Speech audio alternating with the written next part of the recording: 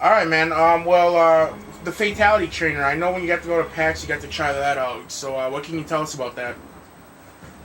Yeah, there's not too much to tell about it, but there's enough to be confident in what it is. You get to pick your character. I believe there will only be one fatality available. I'm sure the other ones will become available once you unlock them by whatever means. We don't know yet at this point. Um, each one starts off. I think you start at the proper distance for the fatality to be pulled off. Based on that character, wherever they're standing, there will be a green box on the ground for your character to stand at the end of the animation, not to where you begin it, but when you end the animation, you have to be standing in that box. Usually they position your character so if you input it, you'll end up right in that box. I noticed they're very generous about character positioning. So if you move that other character, the box will move with them. So if you're supposed to be at sweep, that box will always be at sweep distance from that character. It seems really good. It works well. I believe once you step inside the box, it turns red, so you know you're there. We pulled off a bunch of fatalities. I know the first time we busted off Newton was there. Ermax we did in there. It seems to be responding well. There's not much really to say other than that. It seems, it's really solid.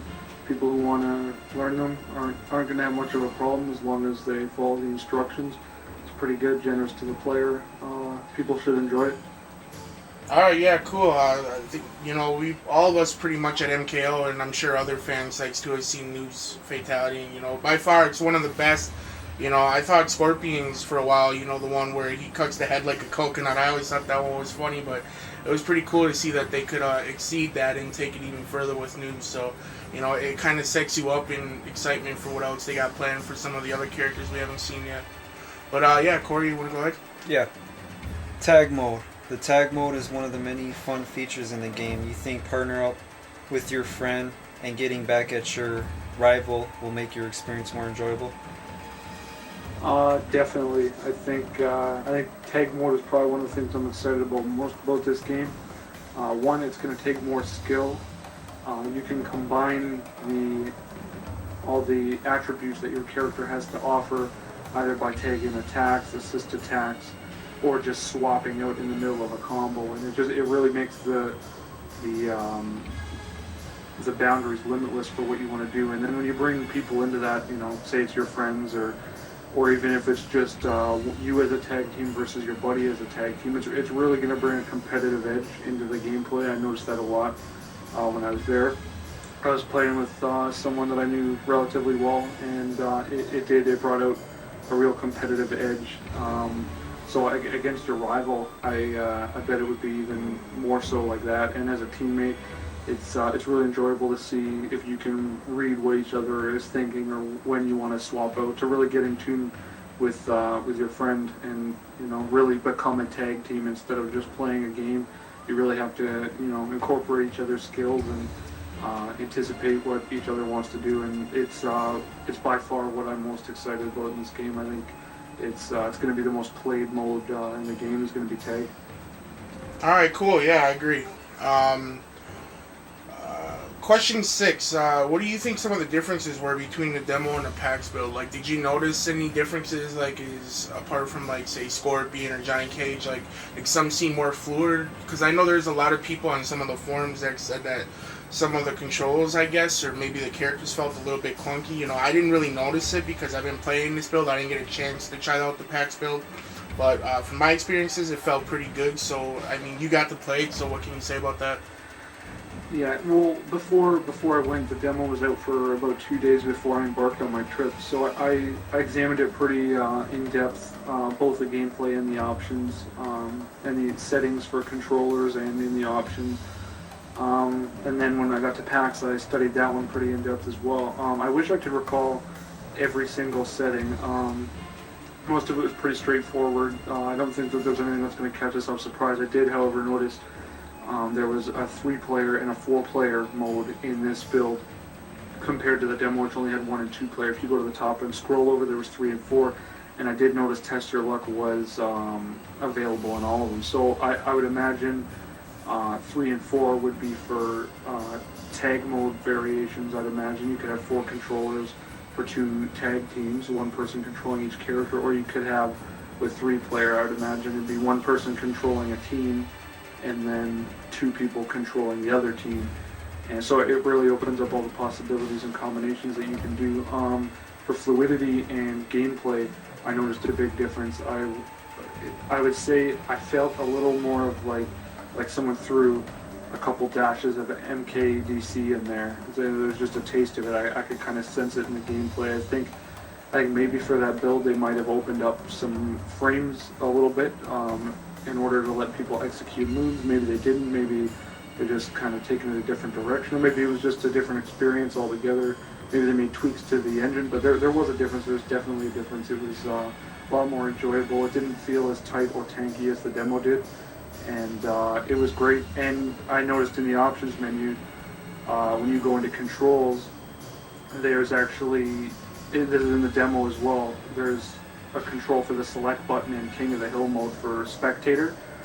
And it was to toggle in and out of full screen. So I would imagine there's going to be full screen and quarter screen spectator modes for the online. And I would imagine without full screen would be where you give your kudos or your respect points. We tried to ask about online, but there wasn't too much information at the time. I'm sure they're going to implement some sort of thing to stop people from abusing negative feedback or negative points. Right. Against people online. If someone's doing great, and if people in the room don't like him, they're gonna take down his reputation. And you don't want a good player ever getting bad rep just because some people are holding something against him. So I really hope that instead of a positive and negative feedback, they would just make it a positive feedback. If you don't want to give anyone respect points, then don't. But for those people that do, then that person can progress without being bashed by anyone, you know what I mean? Yeah, I think in the demo, I thought it was pretty cool. I noticed when I got to the options mode right away, and I don't know, if I was the only one that noticed this, but they did have an option to toggle on the subtitles, which, didn't even show up in the demo. I don't know if that was just me or not, but I didn't see any subtitles. And also, with like the audio and stuff, I'm sure it's pretty much fixed by now, but like with Johnny Cage, when he'd go, "Oh yeah," then it would make like the sound, and it would sound like he was in an echo chamber or something. I hope that's fixed. But anyway, like I think the demo was awesome. I can't really complain. I didn't notice anything that was out of the ordinary except for like the audio and stuff and the subtitles. But overall, I thought the demo was addicting. I played it with my friend. Oh, I think we did it like hours, man. We spent like 4 or 5 hours just playing like the demo and stuff. So totally, I think it's pretty awesome. But anyway, go ahead, Corey. The hidden cursor. What character would you pick if you know your fighter opponent hides his fighter? Like, let's say if you use somebody like a regular character, and if they use like a boss character like Shao Kahn or God, who would you pick? Well, I guess it would depend on the person. If it was some random, you'd want to go for a safe choice. So it would either be a character that you're good with. In my case, that'd be my own fan base. I know I've been strong with Sub-Zero. I like Sector. I don't know if boss characters are going to be pickable, but I would imagine if someone has a tendency to do that and you did that, that would even up the odds pretty good. I'd say it'd be a safe bet. Someone who's unpredictable may anticipate that you're going to do that. This is what I like about Hidden Cursor so much, is that it really gets anticipation and trying to outsmart your opponent into that game. You don't know whether or not they're just trying to hide a fighter that they're really good with. And if they do, and you hide your cursor, it's really the same on both ends. It's not like they have any advantage to see who you're going to pick, unless you want them to see who you're going to pick and you're that confident. I think no matter what, boss characters will, if they're selectable, they'll be a safe bet if there are hidden cursor games going on. Yeah, well, going back to the demo, there was some things that were found out. For example, like when you go into the 2-player, if you have 2 controllers on the PS3, this is before 360, if you press start on like one of the levels and stuff, the announcer would laugh, and then, you get the retro music. I think that was a really cool thing that was pointed out, and yeah, I noticed in the demo when I first started playing, on the Living Forest, Dan Tosi Foreign came up on the side, and we had some people on the forums, point that out, and some people were like, nah, that didn't happen, and then I guess it was like downing start. I'm not sure, but I think it may be from uppercuts. But I think that was a pretty cool little aspect of the demo. I think it's cool they threw that in there. Question 7. This dates back a few weeks now. You know, we had some leaked info. I guess some hacker hacked the demo or something. You know, and then we had like all these spoilers everywhere. You know, and I think that kind of, you know, some of the people that were anticipated for this game, you know, after reading that, I think their anticipation level went down as far as like the story goes. I'm not saying so much as the game, you know, in the fighting aspect, but I think for the story mode and some of the character endings, I think that kind of ruined it for some people that, you know, were hesitant but then just couldn't handle it and read them anyway. How do you think that affected this game as far as the community? I would say for people that like spoilers, I personally eat spoilers for breakfast. I kind of have this game put in a special place, so I don't want to know everything. But I couldn't resist reading a little bit, and I won't really spoil anything for anyone. I personally am more excited. I think knowing that something's coming makes it more exciting. I know there are a lot of people that are upset, a lot of people that actually stopped going to the forums altogether because they didn't want anything to be spoiled. A lot of people like waiting and being surprised on release, which is good.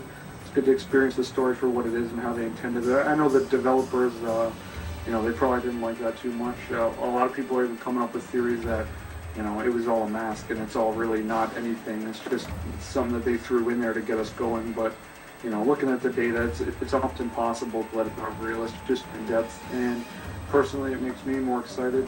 A lot of people are upset about it.